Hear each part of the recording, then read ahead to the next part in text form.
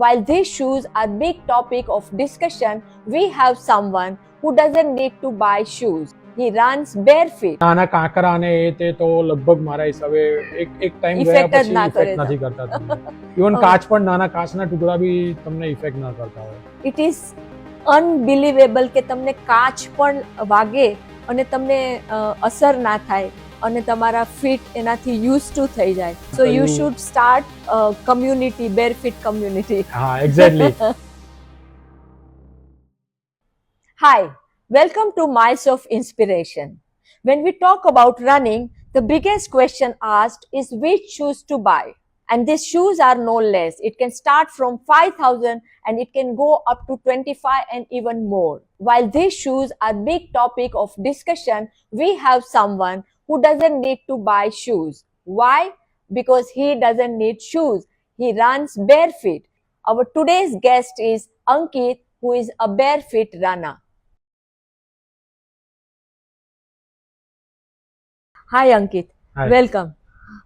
અમે લોકો કન્ફ્યુઝ છીએ કે કયા શૂઝ લેવા, કઈ બ્રાન્ડના લેવા, કઈ ટાઈપના લેવા, અને તમે બેરફીટ રન કરો છો. સો આ બેરફીટ રનિંગ શું છે અને તમે બેરફીટ કેમ રન કરો છો?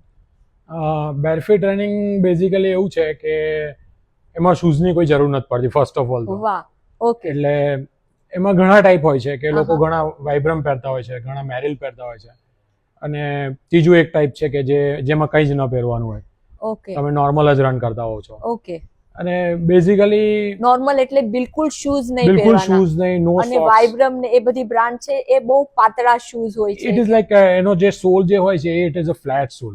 ઓકે, સો એમાં કોઈ બી ટાઈપનો કર્વ ના આવે, એટલે એને ઘણા લોકો એને બેરફીટ શૂઝ કહેતા હોય છે. કે છે. હા, પણ હું તો જે છે હું એકદમ જ નેકેડ બિલકુલ ફૂટથી નંગે રન કરું પાઉં. છું. એક્ઝેક્ટલી નંગે Okay. પાઉં રન કરું છું. ઓકે. અને વાય કેમ તમે આવું તો કેમ રનિંગ કરો? બેઝિકલી હું જ્યારે રન કરતો હતો આજથી 3 વર્ષ પહેલા, તો મને થોડુંક ઓવર પ્રોનેશન જેવો મને પ્રોબ્લેમ લાગ્યો. એટલે ઓવર પ્રોનેશન ને લીધે મને કોક વાર પેઇન થતું હતું ને એવું થતું હતું. ઓવર પ્રોનેશન એટલે શું? તમારા પગમાં, એન્કલમાં? ઓવર પ્રોનેશન એટલે એવું છે કે મારી જે ફીટ જે છે આહા. એ ઇનવર્સ પડતી હતી. ઓકે, એ ઇનવર્સ પડતી હતી એટલે જે સાયટિકા ટાઈપ જે હોય ત્યાં આગળ થોડુંક ખેંચાણ આવે કોઈક વારમાં. ઓકે. એટલે એને લીધે કોઈક વાર લોંગ રનમાં પેઇન થતું હતું. એટલે વાઇલ લોકો શૂઝ કમ્ફર્ટ માટે લેતા હોય છે, હા, તો તમને શૂઝ ને લીધે ડિસ્કમ્ફર્ટ થતું હતું અને પર્ટિક્યુલર જગ્યાએ પેન આવતું હતું. એક્ઝેક્ટલી. એટલે તમે શૂઝ હા, એક્ઝેક્ટલી. એના માટે મેં 3 ટાઈપના અલગ અલગ શૂઝ ટ્રાય કર્યા. સોકોની છે, એડિડાસ છે અને નાઇક છે. 3 કંપનીના મેં શૂઝ ટ્રાય કર્યા અને એ બધી બધા જાતના. અલગ અલગ ફોર્મના હતા. ઓકે, પછી એની અંદર મેં એકવાર ફ્રીડો કરીને એક જે કંપની આવે છે ઓકે. એનું પેકિંગ પણ મૂકવાનું ટ્રાય કર્યું કે જેથી એ જે ઓવર પ્રોનેશનનો પ્રોબ્લેમ સોલ્વ થાય, પણ એ સોલ્વ થયો નહીં. થયો નહીં. So would you advise runners to run barefoot? If yes, why? And if no, why? Obviously, I would suggest others to do the barefoot run. Aha. Only because કે એનાથી ઘણી બધી injuries થી તમે બચી શકો છો. બચી જવાય ઇન્જરીમાં. હા. ઓકે. બેઝિકલી ઇનિશિયલ તમને જેવો પેન થશે થોડું ઘણું, પણ it is like local pain. એનાથી તમને કોઈ પણ જે શૂઝને લીધે જે લાંબા ગાળે તમને ઘણી બધી ACL માં ઇન્જરી, PCL માં ઇન્જરી થતી હોય છે, એનું બેઝિકલી રીઝન એ જ છે કે પગ જે છે એ તમારા ફીટને એડજસ્ટ કરે છે. અને બેરફૂટમાં ફીટ જે છે એ તમારી નોર્મલ મુવમેન્ટથી જ પડે છે. એમાં તમારે કોઈ પણ રીતનું એ નથી થતું. એ શૂઝ પ્રમાણે એને એડજસ્ટ, તમારા ફીટને એડજસ્ટ નથી કરવાનું. એડજસ્ટ નથી કરવું પડતું હા. બીકોઝ તમારું નેચરલ મુવમેન્ટ છે. એમાં આવી હા, જશે. નેચરલ વેટ આવે છે, નેચરલ મુવમેન્ટ છે. ઓકે. હા. વાવ, સો ઇન્ટરેસ્ટિંગ. એટલે હું તો એડવાઇસ કરું કે બેરફૂટ રન કરવું જોઈએ. But it is not easy to go from shoes to without shoes, Yes, right? definitely the starting phase will હા. be કોઈ difficult for એક્સપર્ટ ને everyone. પૂછ્યા વગર તો ના કરવું જોઈએ, મને એવું લાગે છે. લાઈક એક્સપર્ટ ને પૂછ્યા વગર કરતા પણ તમે કદાચ સ્ટાર્ટ કરવું હોય તો you have to start very slowly. Okay. Pace એકદમ સ્લો રાખવી જોઈએ. અચ્છા. પ્લસ તમારું જે ડિસ્ટન્સ છે, ડિસ્ટન્સ એકદમ ધીરે ગ્રેજ્યુઅલી તમારી ફીટ જેમ યુઝ ટુ થાય ઓકે. એમ તમારે ડિસ્ટન્સ વધારવું જોઈએ. ઓકે. આઈ થિંક તમારે આ ટિપ્સ બનાવવી જોઈએ સો ધેટ કોઈને પણ બેરફીટ રનિંગમાં જવું હોય તો it can be helpful two others. હા, ડેફિનેટલી. એ ઘણા લોકો અત્યારે મને પૂછી રહ્યા છે કે તમે હા. બેરફૂટ રન કેવી રીતે સ્ટાર્ટ સો યુ કર્યું. Should start community, barefeet community. હા એક્ઝેક્ટલી.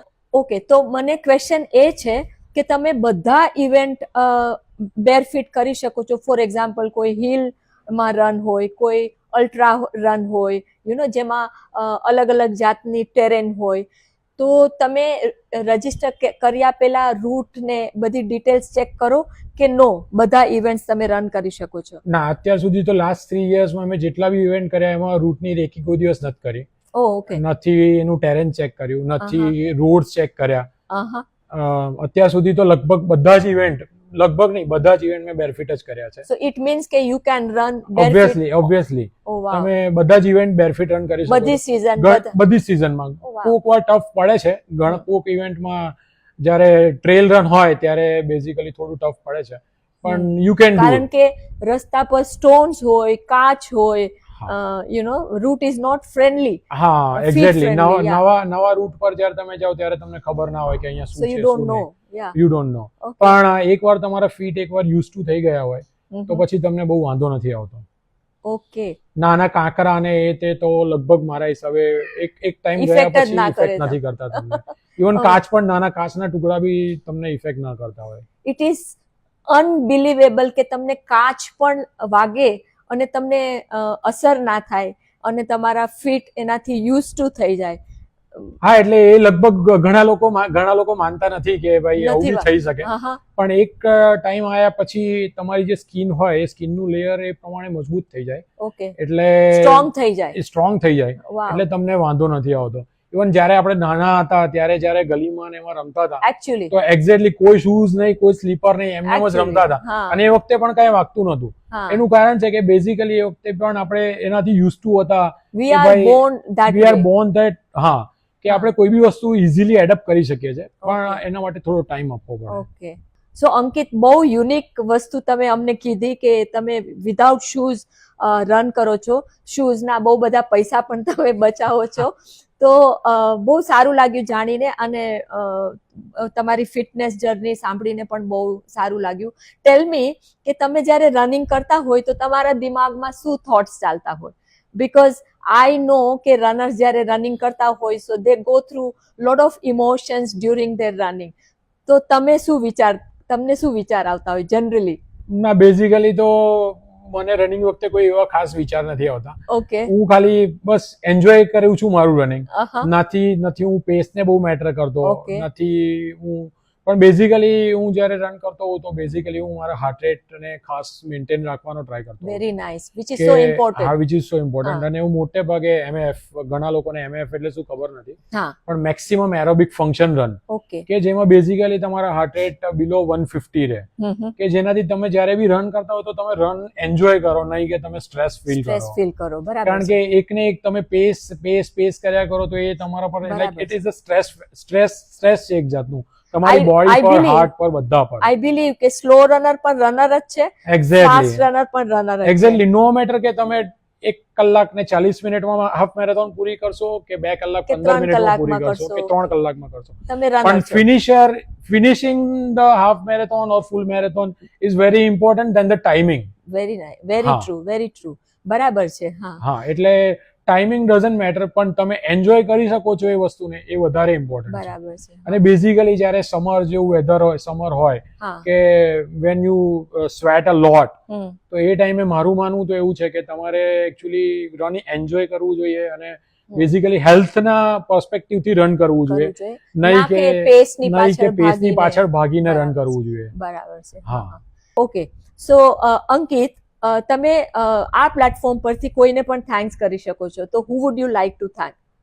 ફર્સ્ટ ઓફ ઓલ તો રનિંગ માટે હું મારા બેન હેતલબેનને થેન્ક્સ Okay. કરું છું, ઓકે. કે એમના પુશ અને એમના સપોર્ટ વગર કદાચ આટલું બધું achieve Running ના કરી શક્યો, કર્યું હોત. running ના કરી Okay. શક્યો. ઓકે. અને બીજું સાયકલિંગ જે મારી જર્ની હતી આહા. એના માટે તો સ્પેશિયલી રાઘવેન્દ્ર ઝાલા સર છે, ઓકે. એમને હું Thank you કરવા થેન્ક યુ માંગુ. કરવા માંગુ છું. સો નાઇસ, એમના સપોર્ટ વગર આ વસ્તુ લાઈક સાયકલિંગ હું શીખ્યો જ ના હોત. ઓકે. હા. So Ankit, absolute pleasure to have you here, અને તમારી યુનિક જર્ની બેરફીટ રનિંગ, તમારા રનિંગની ઘણા બધાને ઇન્સ્પિરેશન મળશે, અને બહુ આનંદ થયો તમને મળીને. Thank you so much. Thank you.